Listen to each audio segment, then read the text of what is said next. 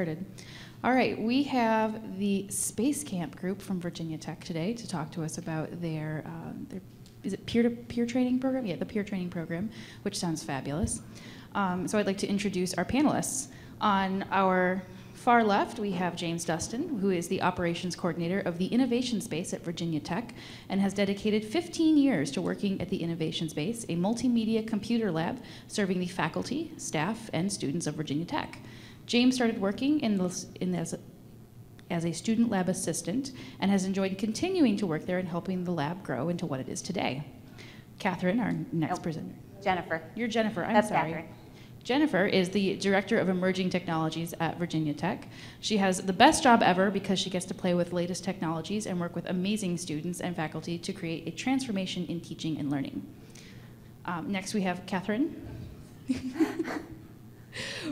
Katherine is a visual communications design and German student at Virginia Tech. She has been working at Innovation Space since 2009 and plans on going into web design after graduation. And Alex is a senior at Virginia Tech majoring in graphic design. She is graduating in May and hopes to get a job in web design and programming or as a writer for Saturday Night Live. All right. So we'll be starting and then they'll be taking questions at the end for about the last 15 minutes or so. All right. Hi, everyone. I'm Jennifer Sparrow, and I did want to take just a few moments to talk about how terrific this program has been overall for the innovation space, mainly because of the three folks that you see here. James has been a terrific push for this program implemented. He'll talk a little bit about that piece of it. The students, though, are really the heart and soul of this program. One of the things when I started working at the innovation space 3 years ago, I moved my whole family up from Florida to take this position. My husband didn't own a winter coat till we moved up there, so he was in for a little bit of shock. But I was really worried about the management of the student labor. And I can tell you that the students that work in the innovation space are truly the best we have on campus. They take care of things, they follow through, they have great initiative and ideas. They are a very cohesive group in terms of how they work together as a team. And so that really became the least of my worries, and you can see that as we go through the presentation today. The students really do drive and manage this program, so there's very little hands-on that James and I have to do for the ongoing maintenance of this program. So I'm going to turn it over to James. He's going to give you a little bit of history, and then we'll talk about the ins and the outs and our troubles and how we've moved beyond those troubles, including threats of legal action. So we'll carry it away, James.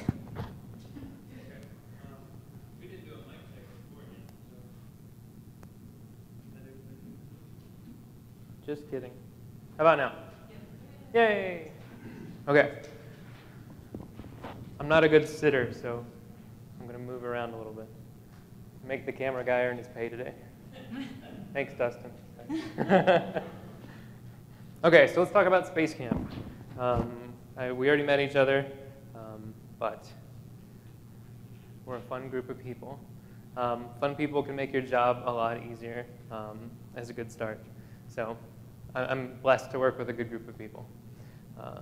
So the New Media Center, is anyone here a part of that consortium or heard of it?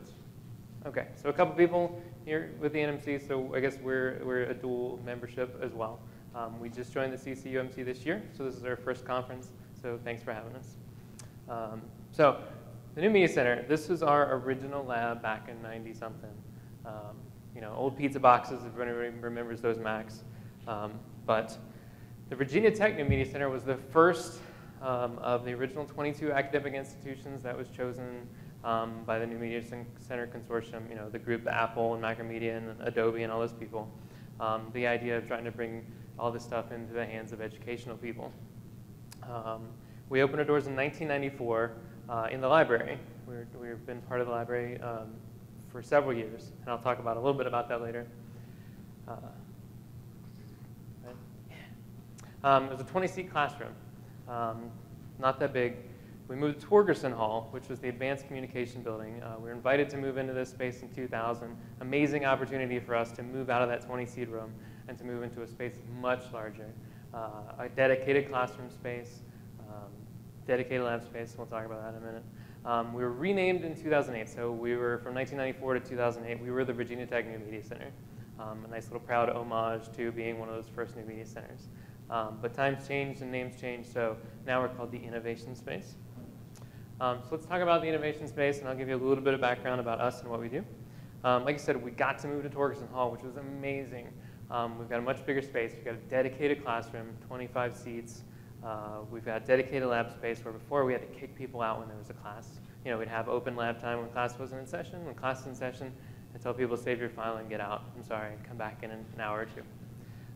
Never a pleasant thing to have to kick people out, and especially if their projects due. They're not going to go easy. We're open to faculty, staff, students, and the general public. So that makes us a little bit different than most of the units on campus. Much like, and that sort of is a throwback to the library. You know, we were open for anybody and everybody. We serve the public as far as classes and using the equipment in the lab. We don't offer them equipment checkout because we can't verify that they're going to bring it back or do anything short of calling the police if they were to ever take it and never come back or destroy it. But the best part, all of our services are free. Everything we do in the lab is free. And let's see, our usage statistics, we keep growing and changing. It's been interesting to be here. The doors opened in '94. I started in '95. So it's been interesting to watch the demand change. You know, in the '90s, I mean, like a big business for us was PDF conversion. You know, and how simple is that? You know, I can do that on my phone right now if I wanted to. That's cake. So I mean, nowadays we're being driven by like video editing, things like that. Our usage curves, you know, we're seeing at a peak month somewhere around 2,600 people a month through the door. You can see, this is just the past 4 years, but I've got data going back into the 90s. You can see there's definitely a trend. We can see when January break, people come back and start going to class. And then all the projects are due in April. And then there's the nice summer lull when everybody goes home and there's only a few thousand people left on campus. And then again in August, there's a couple peaks. I guess there's 2 big projects maybe due in this semester, I'm not sure. And then again back in down in November. But to break it down what we do, this is a condensed version of our usage statistics for last month. So some of our top uses, you know, audio editing and recording. So people coming in and doing podcasts, recording lectures, things like that. You know, we saw you know, about 100 people last month doing that. We saw 500 some equipment loans last month. So that's become one of the biggest things we do these days. It's overtaken video editing, which used to be our #1. Video editing about 200 people last month. But for a grand total last month, we did 1,000, you know, undergrads. So that's where our target market is. That's our bread and butter is undergrads. You know, we started as a facility that was open just to faculty, but you can see how very little they use our facility. So when we opened the doors to undergrads, that really opened up our user base and amount of utilization. We had all this nice equipment sitting around not being used, so let's put it to use. So the Faculty Development Initiative, that's a group I work with as well. So I work with the Faculty Development Initiative and a bunch of other people as well. We teach, started in the 90s, again, about the same time. 500 some people, or 500 some classes, teaches about 6,000 people every semester. But the big deal, the big caveat, it's faculty only. I mean, that's where the funding comes from. But working with that group, and I taught classes, and I used to teach video editing classes. I'd have the door open waiting for my participants to come, and students would walk by and see, you know, I'm teaching Premiere today. Oh, I'd love to learn Premiere. Where can I sign up? How can I get in? And I have to say, you can't. You can't strictly just because of who you are. And I didn't like that. I didn't like turning people away, especially when I was teaching a class of 4 in a 25-seat room. You know, all that space could have been filled with people. So another group I work with is the staff development group. So this group sprouted up to start teaching staff skills. Again, the Faculty Development Initiative left out staff as well and students. So the staff, they started by another department. It's a much pared down system. It's only about 40 classes a year, 400 people. And they mainly cover office skills. So they're doing Outlook, Excel, PowerPoint, that kind of stuff.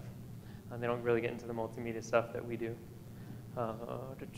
But again, caveat, staff only. They don't let faculty in. They don't let undergrads or grads in, just staff. So what do we do about the students? You know, what about these people? The faculty group would let grad students sign up, but you had to special ask permission every time, and only if a seat was available. But again, undergrads completely left out. And you can see that's how much was that our percentage? It was like 90% of our usage in a month is these kids, and they're getting left out of all the training. So with the classes geared towards them, you know, they're totally left out. So we had the idea, why don't we start training it ourselves? So I spoke to my then boss at the time, not Jennifer. So when I talk bad about this person, it's not Jennifer. That'd be really gutsy, right? Here's my biggest obstacle. Okay, so upper management, that was the obstacle that I faced. It wasn't that we didn't have the skills or we didn't have the time. It was the management. And honestly, I mean, we sat down, and of course money. Money is the biggest thing that everybody talks about, money. Where are you going to get the money to do it? And honestly, I hadn't sat down and crunched any numbers about how much time it would take, how many people it would take. And then, honestly, the weirdest thing is he only had two qualms. Where are we going to get the money, and how are we going to register attendees? And I thought, what a silly thing to stop a program on. I mean, we could do it in an Excel spreadsheet. We could do it on chalkboard if we wanted to. But that was it. That was the big stopping it. So that was it. So he left, was moved to a different department. Another boss comes in, I pitch the same idea, get the same thing, almost. Not going to happen. So then Jennifer came, what year? 2009. 2009. Pitched the idea again. She's all for it. Let's do it. Amazing. So let's talk about SpaceCamp.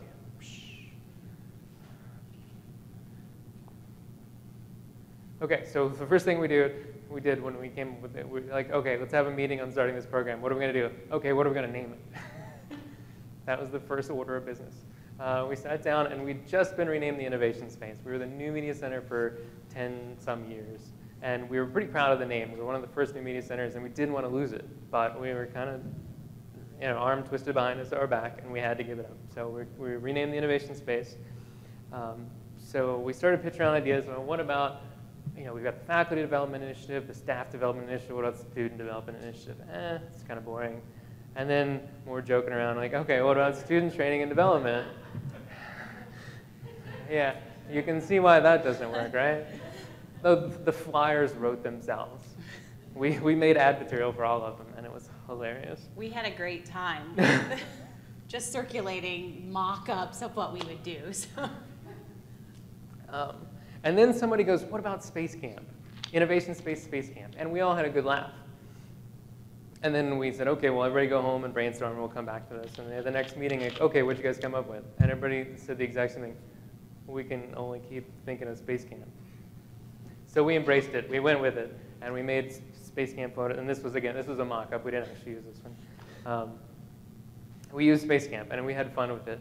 One of our student employees, he actually knew somebody that went to SpaceCamp as a kid and had the blue jumpsuit. And he was a tiny guy. He actually wore it to class one day and came down the hallway, and we took turns putting it on and walking in slow motion and playing, you know, what is it? Dun, dun, Space dun, dun, Odyssey. dun, dun. Thank you, Chariots of Fire. Just down the hallway. Yep. So that lasted a couple years. We had a good run with SpaceCamp until one day we got a nice little letter. Turns out SpaceCamp's copywritten. Who knew? Yeah, really. There's an actual space camp in Alabama that takes money from 12-year-olds to ride in a space shuttle simulator. So we quickly changed the name mid-semester. You know, what are we going to call it? So we came up with iLearn, which I looked is not copywritten by anybody. It's actually, there are several iLearn programs on different campuses around. But yeah, that was fun. That was a good day. So iLearn, what are the principles of it? All right, number one, peer-based learning. So we're taking the idea of students teaching students, okay? Not professors, not sage on the stage kind of stuff. I don't know, we're talking about a student who has similar thoughts and similar needs, desires, whatever, teaching another student that just doesn't have that same skill set. Class times that are suitable for students' schedule, evenings. You know, this isn't an 8 a.m. on Monday. This is a 6 p.m. on Tuesday. Focused on topics that were relevant to students' needs. So not necessarily like, I don't know, how to use the course management system or how to do some of that. We teach things like how to edit your videos, how in DSLR photography. We try to think of the fun things.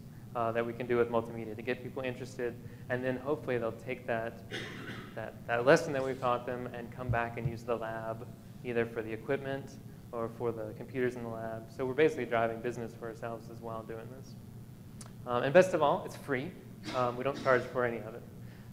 And we say students only just because we want to make fun of the other people for saying that they're faculty only or staff only. But we take anybody and everybody. The door's open and there's a seat, it's yours. I don't care who you are. And we've actually had community members come in, so they see the advertisements around, and they'll ask if they can come in as well, and we welcome them in. So we had 12-year-olds that wanted to pay us to learn iMovie. Nice. Nice. So like I said, everybody that works here is student employees. I don't teach any classes. Jennifer doesn't teach any classes. These two young ladies teach classes, as well as 10 other student employees that we have. The lab assistants, the people that are working in the new media center or the innovation space, those 10 to 12 people that we have that vary by semester, those are our instructors. Their expertise is self-defined. So we basically say, okay, can anybody teach a Final Cut class? Alex says she can teach a Final Cut class. So we save all the materials from the years past, we build on them, so every year we improve our teaching materials, and then we retain that. So when Alex graduates, we don't have to start from scratch. We give them a higher pay rate for when they're teaching and when they're prepping their materials. So what's the benefit? Why would somebody want to volunteer to teach a class one night? Especially it's just a 2-hour class. So 2 more hours of pay at student pay, well, I guess that's a pizza maybe. So, but we give them a higher rate of pay. And we also pay them for prep time. A maximum number of hours per class. So if she was teaching an intro to DSLR photography class and said I needed 2 hours of prep time, we would say yes. And then if she taught it again the next week, we wouldn't give you 2 more hours of prep time. Still love you. Again, the classes are evening times. We do it 2 to 3 times a week, usually like a Tuesday, Thursday schedule or something like that. And we work around other things we have. We have club meetings in our classroom. We have classes that do meet at night, so we just work around our schedules. We started the second week of classes. We don't try to do anything the first week of classes. Everybody's schedule is in massive flux, and there's just no time to get the advertising materials out. So we don't even try. And again, we stop the week before finals. Again, everybody's just going to be stressed that week. Everybody's studying. Nobody wants to come in and take a fun class. I mean, maybe they want to, but they can't.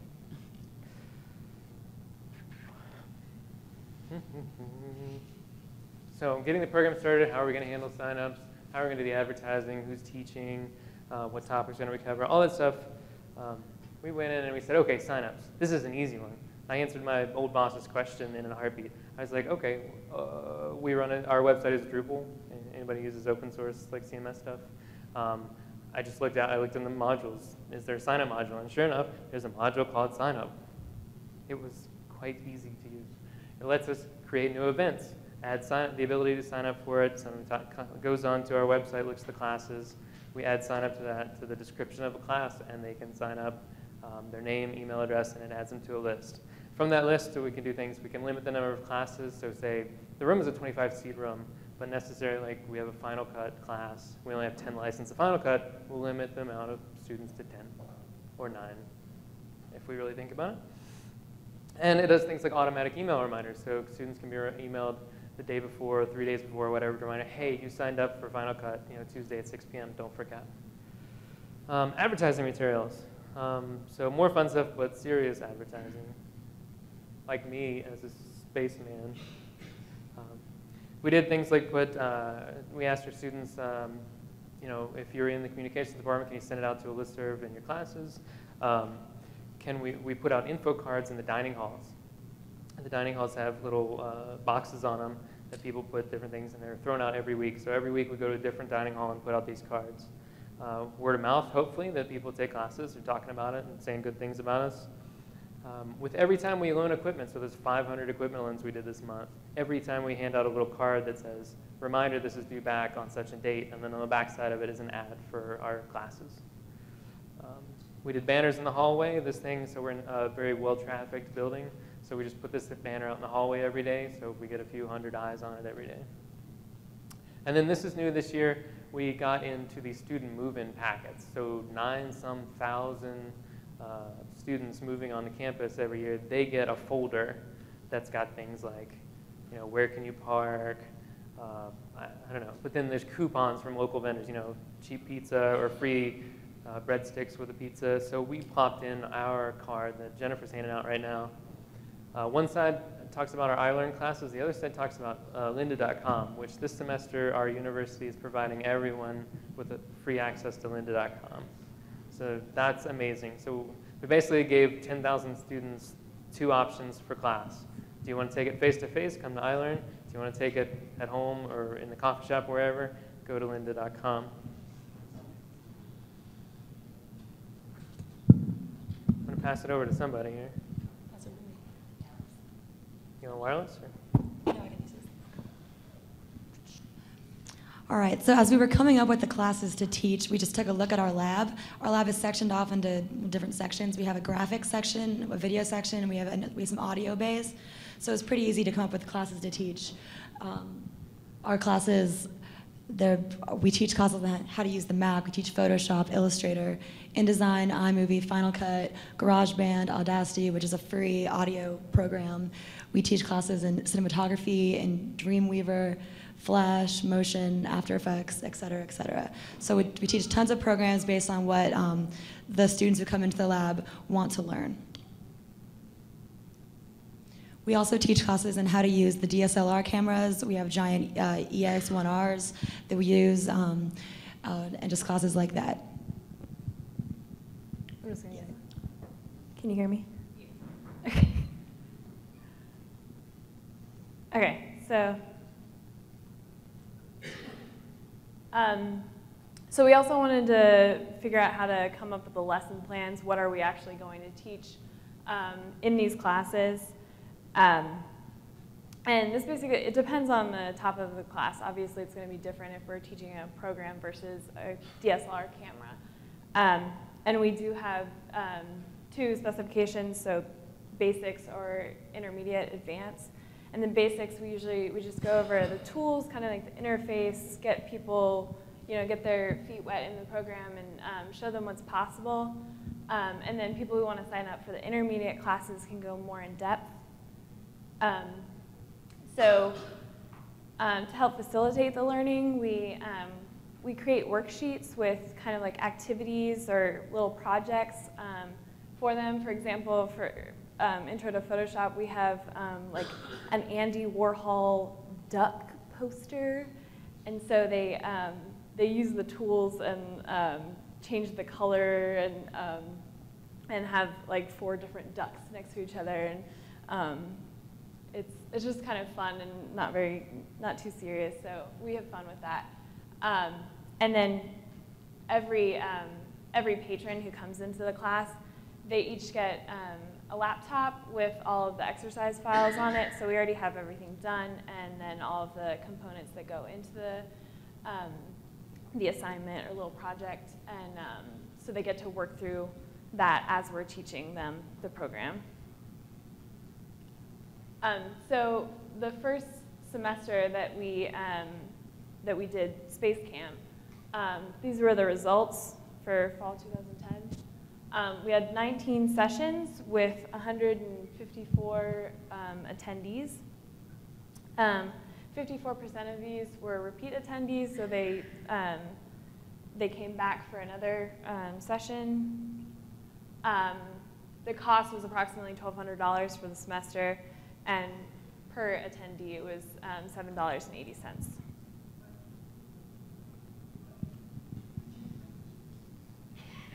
All right, so we take that and look at this past semester.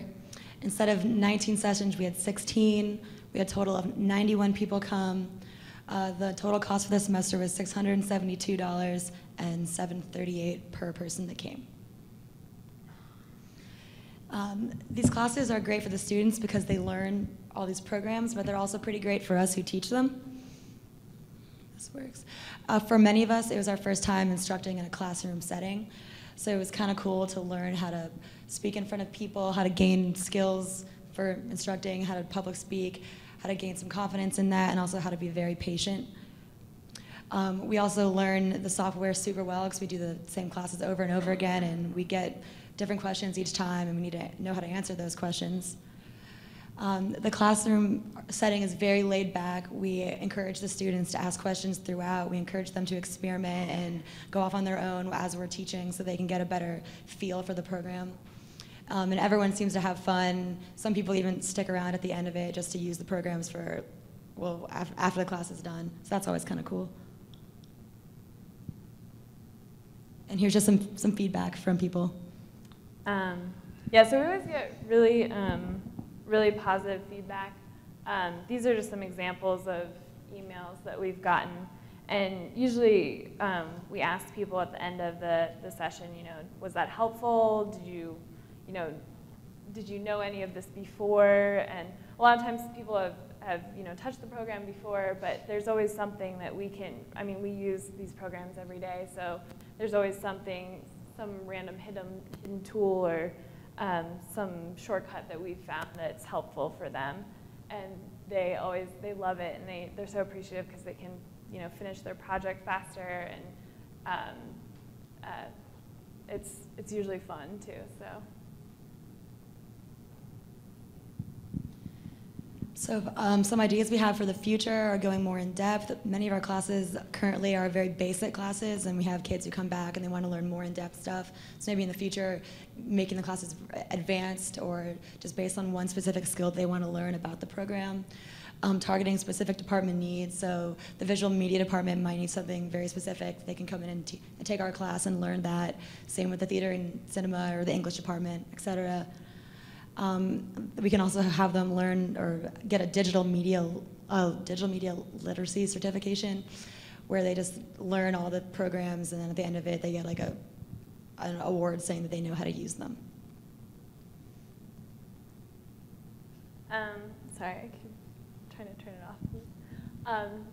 So we've encountered some problems, and one of them is the low sign-up to attendance ratio.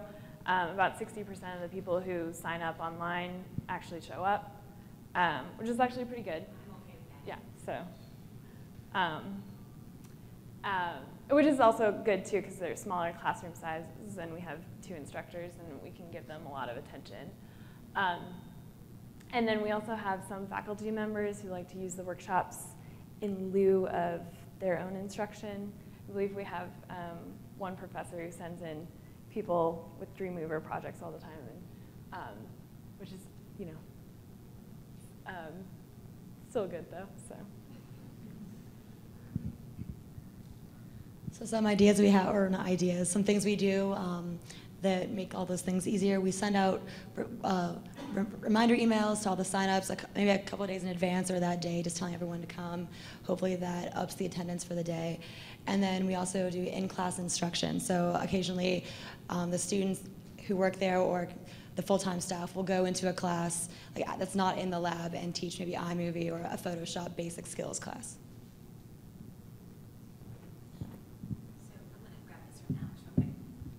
One of the things that we've encountered in the past 3 years, really since we've started this program, is my conversation with faculty can go to the next level. So faculty can say, I really want to do something new and different, but I don't know how to do that. So I don't know how to use iMovie, so I can't assign a video project.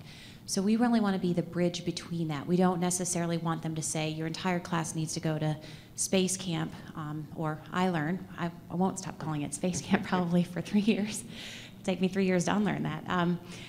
We don't want them to send 170 students to a Tuesday night session. We can't support that. And we know that not every student in that 170 section of Nature and American Values needs that class. So this really needs to become a supplement to what faculty are doing.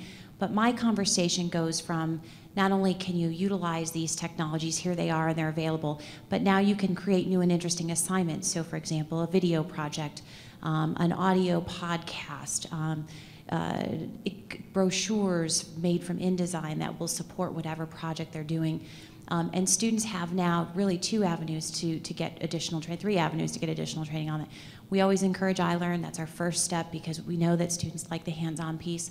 With the implementation of Lynda this year, that's going to be a huge, I think, impact on our attendance, maybe not, because I'll tell you some numbers in just a moment. The final way that they can do that is always come into the lab and get additional help. And so I encourage, when I'm out talking to faculty and when I'm actually out and presenting to classes about what we have to offer, start with the iLearn classes, go in and get a feel for the software, start your projects, and then when you have problems, questions, concerns, come into the lab and get help. Because these guys are really terrific. And one of the things we talk about throughout the innovation space is a no-attitude zone, right? The IT attitude. We don't want to be condescending or impatient. And these guys have done a great job of really embodying a friendly, welcoming, and open space for people to come in and feel safe to ask those questions. So this semester, and it'll be interesting to see sort of how our numbers will change over the course of this semester, we've been doing a lot of promotion of what faculty projects are and how we can support them. So we have a brand new 500 student sociology class. They're in groups of 5, so they'll be making video projects this fall. So my math is correct. That's 100 more video projects that we'll be supporting. I think you just got an email from a sociology professor, 120 students. So it'll be interesting to see sort of how that affects volume in the classes, in the lab, obviously for loans, and in the Linda trainings, because we've really been pushing those sort of together at this point. So we thought we would open up if you had any questions at this point, and then if you have best practices that you're also doing as well. So we have a question in the back. Do we have a mic that we can pass around? Okay. Can you go back to the slide with the statistics? Sure. I just wanted to ask you a question. The yearly or the monthly? No, the one where it Sure. says 19 sessions, 154 attendees, 54% repeat attendees, majority took 2 or more sessions. Sure. The question was, can we show our statistics from the fall of 2010? So, yeah, 19 sessions, 154 attendees, 54% repeat attendees, and $7.80, yeah. Here's the question. You say cost for a semester approximately $1,200. Is that the cost to the student or the cost to run the program? That's the cost to us to run the program. So that includes the 2 hours of prep time that we pay the students at the additional rate. So 2 hours plus 2 hours of teaching time. Excuse me. That includes our promotional materials. So the cards you see in front of you here. This year I was able to, the folks that do Linda are in our group as well. So we got 10,000 cards printed. Total cost was $700. My cost was $350 because we were able to split it. And what's great about that is those have been created by our students, so we don't have to send out for artwork, because these guys are really talented and able to do that, and we leverage that. So that's been super helpful in this process and keeping the cost down. Yes? Are your student instructors gleaning from your standard work study tool, or especially recruit them? Sure, we are not, we're not bound by work study. We do have work study students, but that's because they've been hired as part of our regular hiring process. And so we look for a couple of things in terms of the folks that we hire. We look for, obviously, the technical skills. So these guys come to us with, they know Dreamweaver, Photoshop. You're a Photoshop expert. I know I can always count on Katherine when I need to know how to do something. She's always proud of me when I know the right question to ask. And then we look for those interpersonal skills, because we really do need both of those things. They need to be able to greet folks when they come in the door. They need to be able to proactively answer their questions. They need to be able to problem solve with people when they come in. And so we pull the instructors directly from our existing pool of student staff. So. Just wondering, you said students self-identify with their skills. You ask them, this year we experimented with having a little more of a list of the skills and asking them on a scale of 0 to 3, 0, how they identify, basic, intermediate, advanced, if you do that. And also, how do you, as new versions are coming out, do you give them time off to learn, let's say, CS6 or Final Cut 10, do you give them time to Sure. learn the new software version? Sure. So the question was, right, how do we get students to self-identify on a scale, and do we give them time to learn new programs? Can you take us back to the stats of each month, that slide? Well, So, sorry, I can say we do a survey at the beginning of every semester and send it out and ask them. We list all of the software and the things that we do, and we ask, how would you rate yourself on a scale of like a 1 to 5 on this particular piece of software? And then we build a chart from that we work off for the rest of the semester. It started with, someone comes in with a question, I need some help with Dreamweaver. We just look at this chart and go, okay, Katherine's really good at that, and she works on Tuesdays. So if you come in Tuesday at 4, we'll set you up with somebody. As far as giving people time to learn new software, whenever we get a new piece of software, we try to put it on the staff machines first. So we have a student office. We have a couple workstations in the lab that are dedicated for the student staff. We always put the applications there first and give them a month, maybe more, of time just to use it and hopefully figure out the kinks before we distribute it within the entire lab and classroom. We don't pay them we don't pay them additional hours. You'll see from this, the stats here, the one with the graph chart on it, James. So September is pretty quiet. So we are August 27th through September 15th was really pretty quiet. We had a couple of rushes, but we encouraged students during that time to learn the new technologies. With Linda this year, we actually put a challenge out at the first staff meeting. So the first person to complete 2 new Linda trainings, something that they didn't already know very well, is going to get a prize. So we're working on sort of new ways to do that. We'll also do demos during our staff training. So we do staff meetings about once a month. And if Katherine's our Dreamweaver expert, she'll get up and do a quick here are 10 things you should know about Dreamweaver. So we're all sort of speaking the same language at least a basic level. And then hopefully we can hone those skills as the course of the semester goes along. Yep, Sue. For example, if I was teaching and I had a class of 30 or 40 students and I had a computer lab I could go to, could I have one of the students come in and teach a skill-based thing for my class? Sure, the question was, can I have, if I'm a faculty member and I have access to a computer lab that meets our needs, can I have the student staff come to the lab or that classroom and teach? Yes. And so we'll work individually with faculty on that schedule. This past week we did on Tuesday, so I'm trying to pack and leave and finish our PowerPoint, which we didn't really do till like half an hour ago. Before we came up. So Tuesday we had 2 classes that needed iMovie. These are first year classes. The students are creating a 3 to 5 minute movie on their Hoagie experience. And the first class of the day was taught by one of our student assistants, Mikey, and then I picked up the second class of the day. So sometimes James will do that if we know like November when the lab is really busy. We have 3 students in the lab at all time, one at the front desk checking equipment in and out, students in and out, 2 in the back for help desk. In November, they're always busy. I mean, there's just not a break for any of us during that time. So if it comes up in November, which it doesn't typically, faculty are pretty good about planning pretty early in this process, we can fill in those blanks as well. Yes?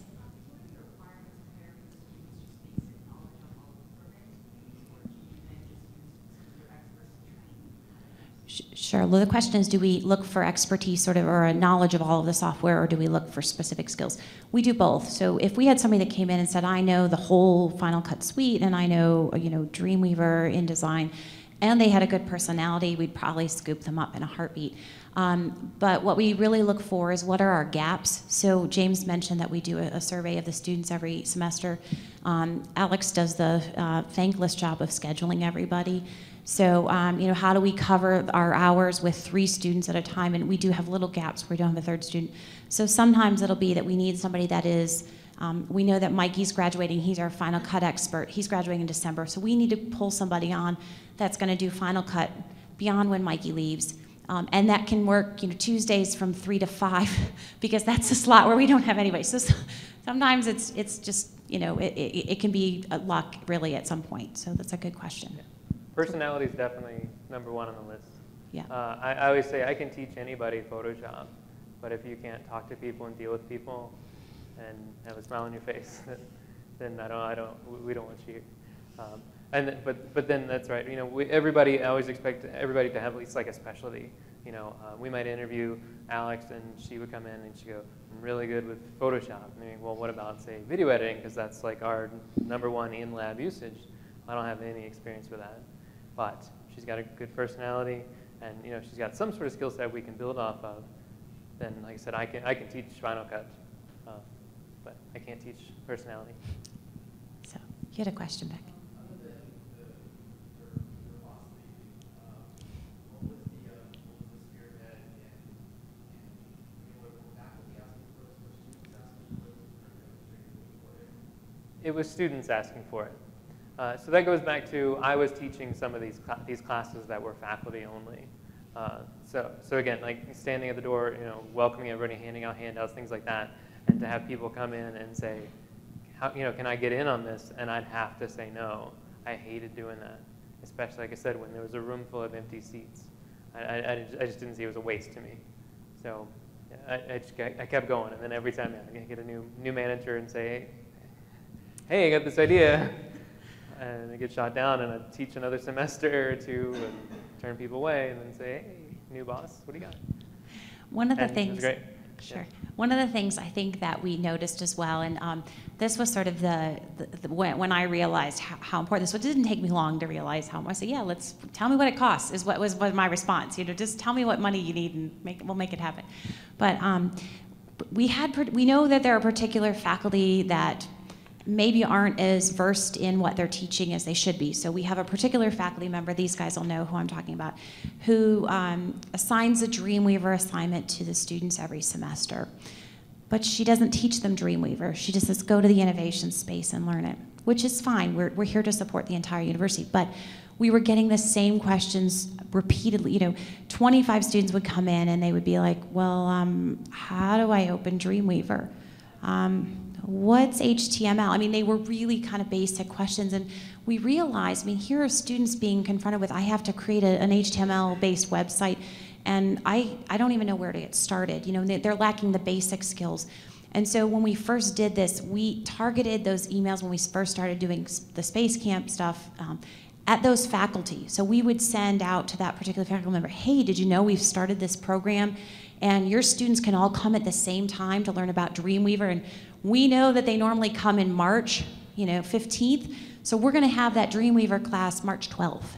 And we know what our trends are and sort of when folks need things. We know we need an iMovie class at the beginning and sort of late mid-semester, because those are when those questions come in. So a lot of that is just, you know, qualitative feedback that we've gotten from the students in the lab. Oh my God, I can't believe I had to spend 7 hours with a student on Dreamweaver.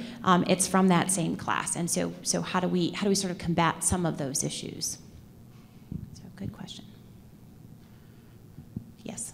This question is not necessarily related to student stuff, but could be. But I was wondering, specifically when we're doing the faculty classes, how do you advertise to them?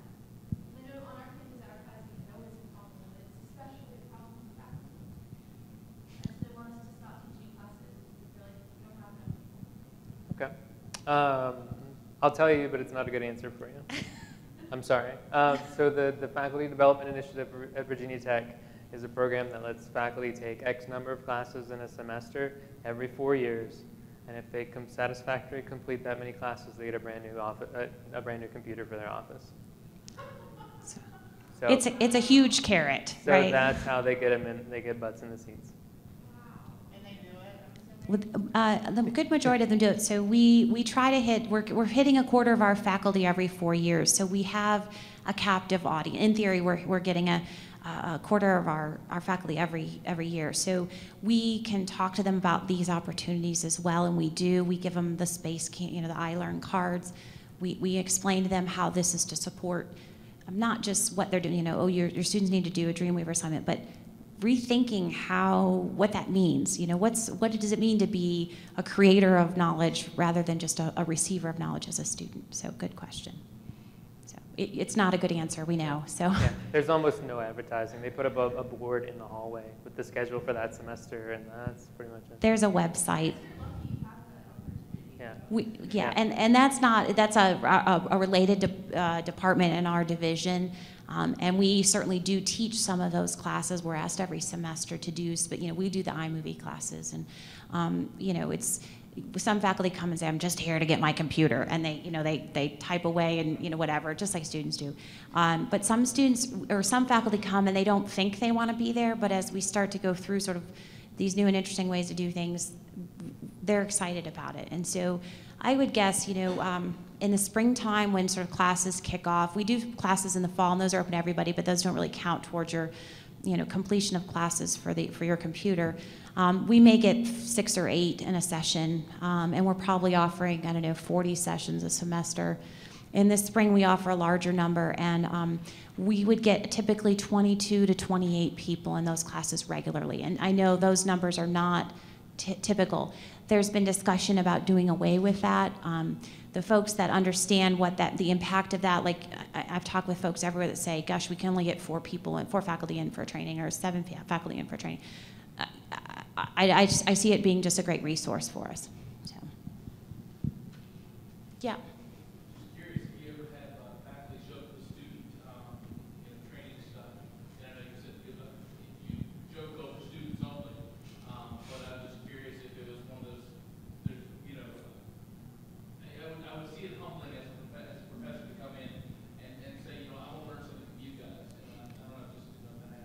Sure. The question is, would we make the student-led workshops available to faculty, or would we encourage that?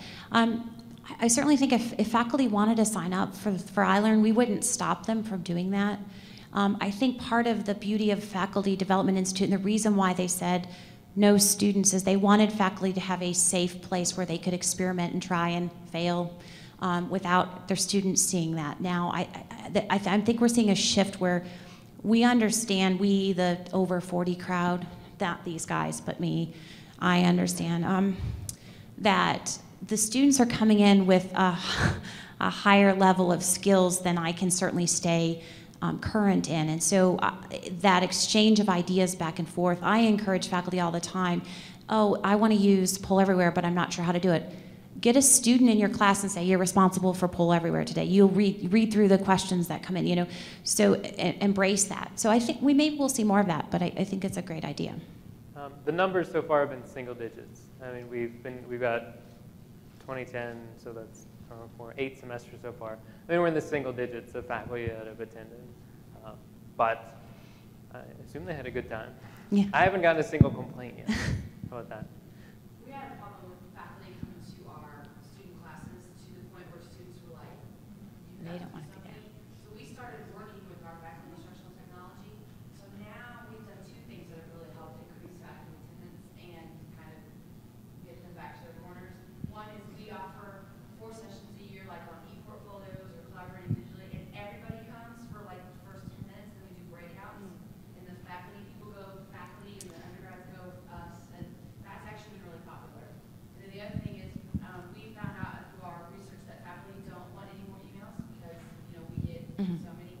So we do hand-printed save-the-day cards Okay. in their mailbox for the faculty classes, and then hand-printed invitation cards, and then hand-printed reminder cards.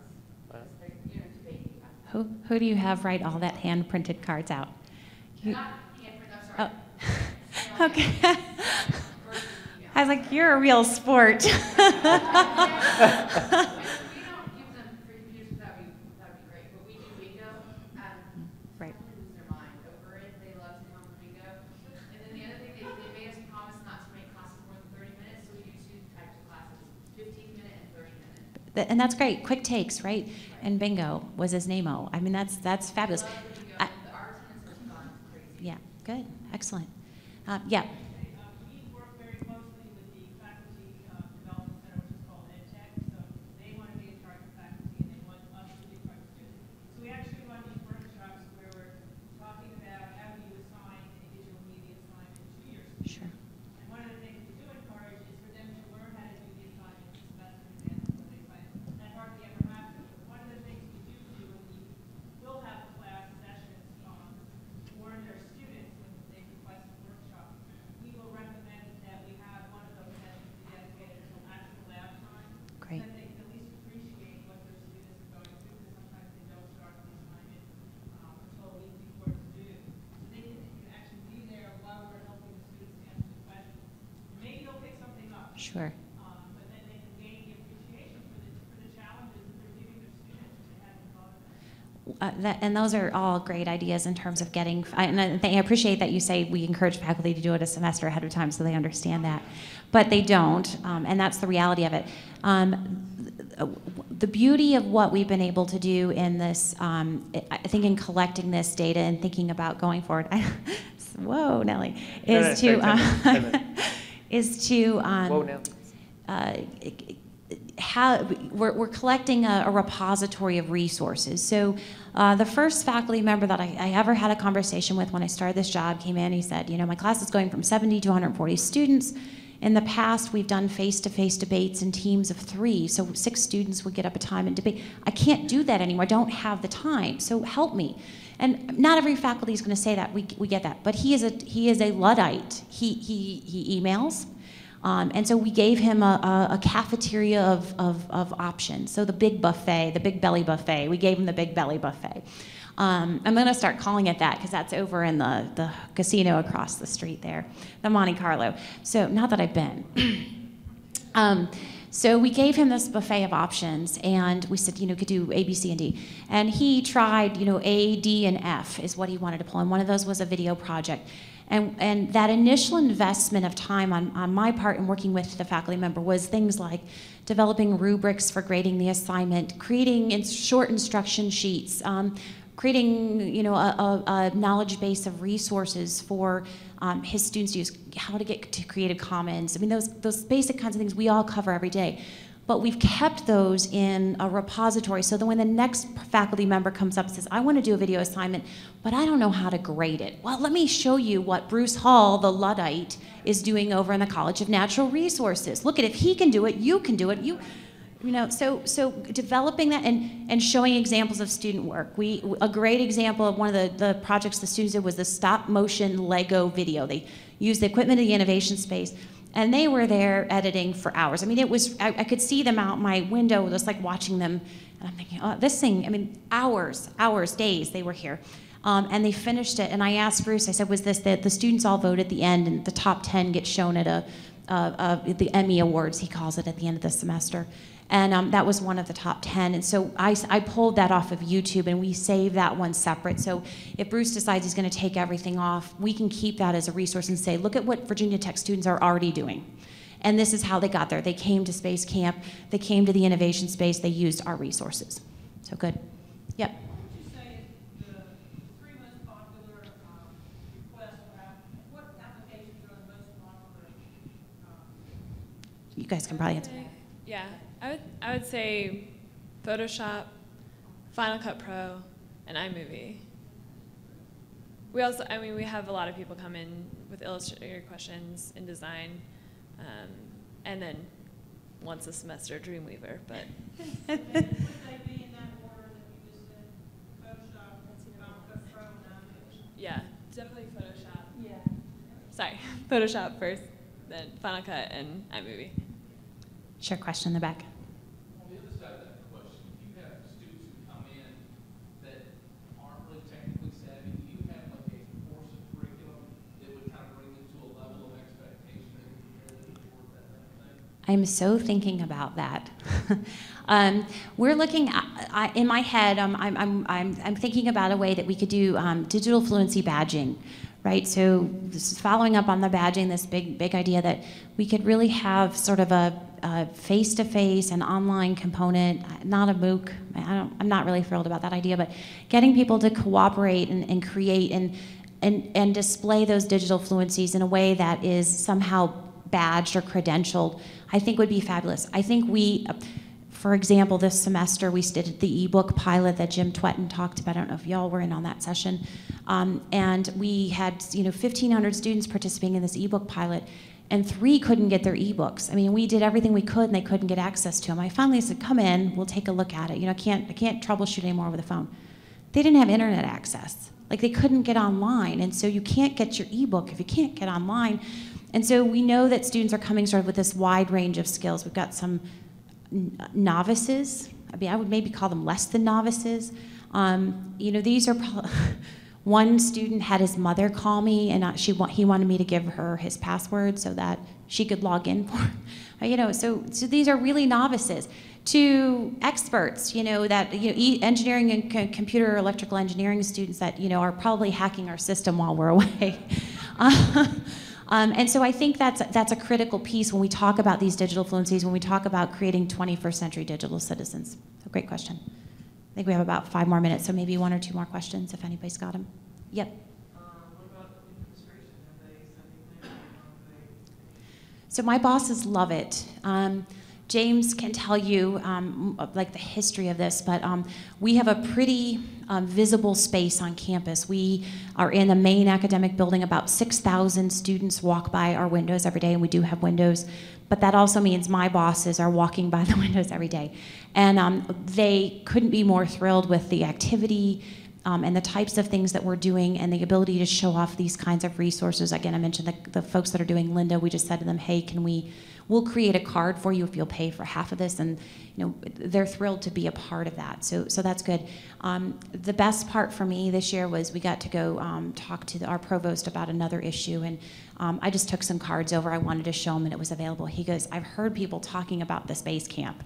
And I said, well, yes, great, but it's not SpaceCamp anymore. It's now iLearn. And I mean, so the fact that folks know about it and are aware, it's been really great. As you know, budgets have been cut across the board. These guys can tell you, I talk budget every time we have a staff meeting. We have not been cut in the 3 years that I've been there, and everyone else has taken those cuts because we can show things like the data, who we're impacting. We can pull up which colleges are participating in our, in the activities that we do. And I think when people walk by, they hear the chatter and the excitement, and it's a fun place to be, in my opinion. So, thanks. Yep.